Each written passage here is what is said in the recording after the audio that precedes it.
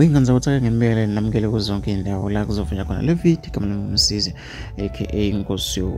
mina indaba ke zingezinhle zokudlula ke emhlabeni wenzizwa ke igama layo ngosiqunga ke mfoka amagaya lensizwa ke idlule ngenkonzo noma idlule enkosini yemoto yaziwa kakhulu lapha ekusebenzini ke kuyigcokamelisha njengondunankulu ke wabalandeli ke bamba recognition sithi tutu emndenini sengathi ke bengaphola ke noma ke bengaphola amanxeba ngokudlula ke kwalensizwa. Abantu abaningi